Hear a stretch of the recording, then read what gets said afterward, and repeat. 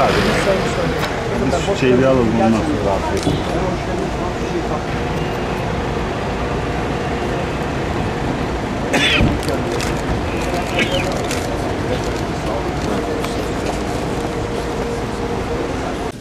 Tamam. O da açar mısın sen? Tamam.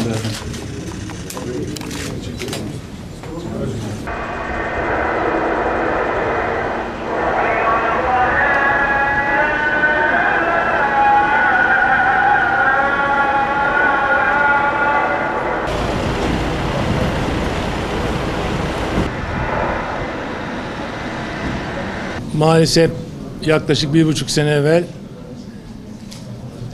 çok büyük bir acı yaşayan Malatya'mızdayız. 6 Şubat depremiyle. Ama gördük ki deprem yaralarını devletimiz Sayın Cumhurbaşkanımızın liderliğinde sarmaya devam ediyor. Biz burada sağlık hizmetleriyle alakalı bir değerlendirme yaptık. Sahayı dolaştık.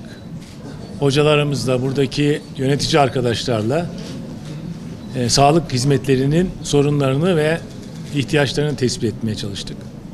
Gerçekten Malatya sağlık hizmeti anlamında bölgenin en önemli şehirlerinden bir tanesi. Baktığımız zaman deprem öncesindeki hizmetlerini tam kapasiteyle yeniden sunabilir hale gelmiş. İnşallah biz buraya daha da çok katkı vereceğiz. Özellikle sadece Türkiye'nin değil, dünyanın en önemli karaciğer nakil merkezlerinden bir tanesi var. Sezai Hocam'la beraber üniversitenin büyük çabalarıyla, adanmışlık ve idealizmle başardıkları bir olay. Demek ki istenince her şey yapılabiliyor bu ülkede. Bugün dünyanın en büyük karaciğer nakil merkezlerinden bir tanesi. Ve Türkiye'deki nakillerin 1700-1600 bandına olan karaciğer nakillerinin yaklaşık 250-300'ünü en az senede yapabilen bir merkez ve enstitü. Birçok insan yetiştirdi. Bugün eğer Türkiye'de 1700-1800'lere bandına senede yetiştirdiği ulaşmışsak karaciğer naklini, buradaki yetişen insanların büyük emeği var. Onun için onlara minnetlerimi arz ediyorum huzurunuzda. Nakille ilgili bir şey söyleyeceğim. Organlarımızı özellikle bağışlamamız gerektiğini toplumun bilmesi gerek.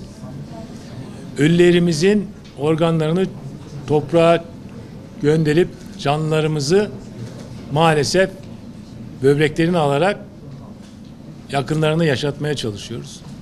Onun için canlıdan değil, kadavratik dediğimiz ölülerimizden böbrek ve karaciğerlerini bağışlamalarını ve birçok insan hayatını kurtarmasını istiyoruz. Onun haricinde Malatya'da Eğitim Araştırma Hastanemizin inşallah yakınında yeni bir ek binayla hizmeti büyütmeye çalışacağız ve orayı şehir hastanesi haline getirmek için uğraşacağız. Bunun yanında da özellikle depremde yıkılmış veya ihtiyacı olan birinci basamak aile sağlığı merkezlerimizden, projelerimizden 20 tanesini Malatya'da gerçekleştireceğiz çok kısa zamanda. En az bir tanesi 4 birimli olacak şekilde aile sağlığı merkezlerimizi kuvvetlendireceğiz. Çünkü bizim en önemli amacımız birinci seviye sağlık hizmetlerini ve temel sağlık hizmetlerini güçlendirmek ve önemsemek. Bugün çok güzel bir yere gittik. Sağlıklı hayat merkezine. Her şey var. Hastanede olan her şey var ve mahallemizde evde ücretsiz hizmet verebiliyorlar. O konuda da toplumun farkındalığını arttırmaya çalışıyoruz. Hastaneye gitmeden aile hekiminizden veya sağlıklı hayat merkezlerinizden birçok hizmeti alabiliyorsunuz. Çok güzel bir uyum var, çok güzel bir hizmet var. Hekim, hemşire ve bütün sağlık çalışanları gerçekten büyük özveriyle çalışıyor. Depremde de çalıştı, bugün de çalışıyor, gelecekte de çalışıyor. Türkiye'nin sağlık hizmetinin dünyanın en iyi sağlık hizmeti olmasını sağlatan bu arkadaşlarıma ve minnetlerimi huzurlarınıza arz ediyorum.